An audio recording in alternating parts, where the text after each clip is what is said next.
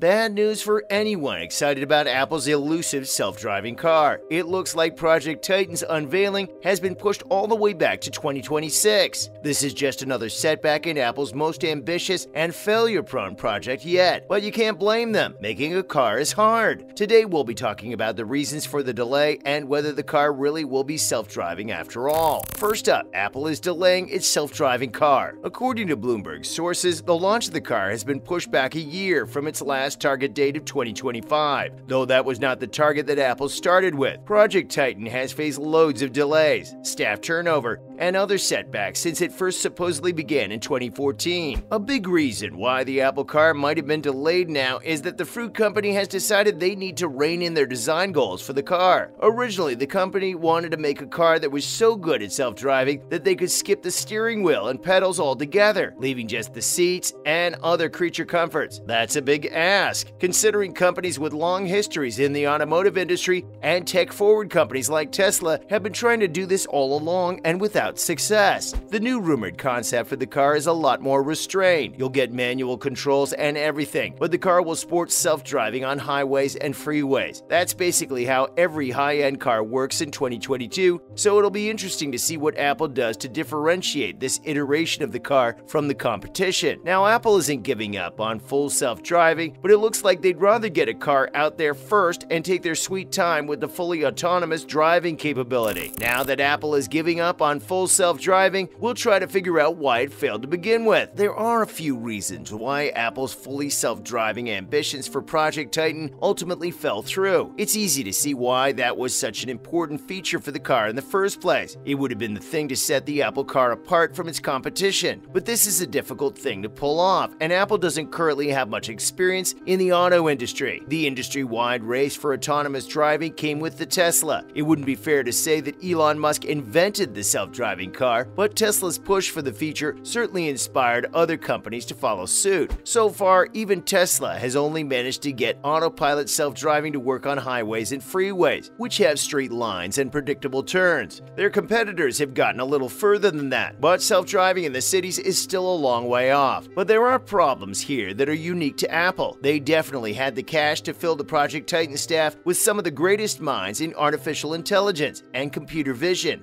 Unfortunately, that is precisely the staff that has suffered the most turnover as well. The biggest blow they've suffered so far was the loss of Ian Goodfellow, a pioneering AI engineer who served as their director of machine learning. Next, here's a quick overview of what the Apple car might look like right now. Starting on the inside of the car, it was initially designed entirely around the idea of there being no driver controls. The car would have featured a ring of seats in the back for passengers to sit in a circle and have face-to-face conversations while the car took them wherever they needed to go, leaving room for the doors. While Apple is abandoning the self-driving plan for now, this kind of interior design could still be possible. It's just that the car will now also need a traditional driver's seat. On the outside, the car is apparently going for a weird and wild design that'll be unlike any other car in existence. Apple's former design chief, Jony Ive, has been consulting on the project, and his idea is to lean into the weirdness of the car design without hiding its sensors. Ive's involvement should give Apple fans a lot of context for what the car might look like, since his design language defined an entire era of Apple's products. The car will rock a large touchscreen for its infotainment system, basically an iPad stuck to the interior of the car. It's also safe to assume that the system will feature a more powerful version of CarPlay. This infotainment, along with the car's AI systems, will be powered by a processor based on Apple's M-series silicon. The company says it'll be the most powerful chip they've ever designed. Also, here's how much you can expect to pay for it. Apple had been positioning their car as a high-end model that would have been significantly more expensive than the standard electric vehicle. And based on the new report from Bloomberg, we have a more concrete answer to the question of price. Apple might be looking at a ballpark of $100,000 for the car. That's definitely a high-end price, no doubt about it. At the same time, Apple isn't shooting into the stratosphere either. $100,000 puts them in the same league as a Tesla Model S and other top-of-the-line electric cars. But keep in mind that we aren't talking trim levels yet. Is $100,000 their highest end option? Mid-range? Base model? We suppose Apple will start to think about this when they can actually get a car made. It's also worth keeping in mind that there's no confirmed hardware partner for the Apple car yet. Clearly, Apple doesn't have the capability to build the actual car themselves, and among the automakers they've courted as potential partners are Hyundai and Kia, General Motors, Nissan, and Toyota. That might give you an idea of what the quality of the car might be like. Would you pay $100,000 for a car from any of these companies? The build quality of the Apple car is going to be limited pretty much by the capabilities of the company they partner with, and talks with all those companies have fallen through. Now at this point, there were two questions that might be on your mind. First off, is the Apple car ever coming out? The truth is, we won't know the answer to that until Apple actually does say something about the car in public. While Tim Cook has confirmed that the project is actually underway, the company themselves have never talked about it, and there's a reason for that. When Apple feels fully confident that nothing can stop them, they'll totally tell us. Apple is one of the most valuable companies in the world, so they should be able to brute force their way to building a car. And at this point, the company has certainly spent too much of its money and resources to abandon the project, unless the research and development produced could be used somewhere else. And yet the company is going back on its design goals and dealing with a revolving door of staff. Not just any staff, but the key people who are supposed to develop the main features of the car. On top of that, Apple is struggling to find someone who will build the car for them while still handing complete control of the process and branding to them. Looking at all the factors, it's hard to say for sure whether you should bet for or against Apple at this point. Maybe they'll cancel the project, maybe they'll succeed, or maybe that release date will just keep sliding and sliding indefinitely. Finally, will the car even be worth it? That one might be easier to answer. Not at first. Most products aren't great in their first iterations, and when it comes to a car made by a company that's never made a car before, it's easy to imagine all the things that might go wrong. The first Apple car will definitely be a proof of concept, and only really worth the purchase if you're a true believer in the fruit company who'll invest in anything with a logo on it. But even long term, Apple isn't really offering something that's super compelling right now, and we have a sense that Apple might know this. Look at how hard they tried to make the car fully autonomous. That was the big selling point. It was supposed to be the thing that would prompt someone to choose it over any of the other CarPlay-equipped electric vehicles on the market. Those cars, of course, would be built by companies with substantially more experience in the industry. The only reason to choose Apple over the competition is because of ecosystem goodness. That's the same reason why Apple fans buy AirPods over all other headphones, the Apple Watch over all other smartwatches, not to mention the tentpole devices like the iPhone, MacBook, and iPad. But would anyone pay $100,000 for a worse car just for ecosystem stuff? We doubt it. Overall, we have a pessimistic outlook on Project Titan. That's it for today's video. What do you think of the future of Apple's Project Titan? Do you think it'll make it to market at all? And would you buy it even if it loses its unique selling point? Let us know in the comments section below. And stop your car from driving you off before you like, share, and subscribe. See you in the next one.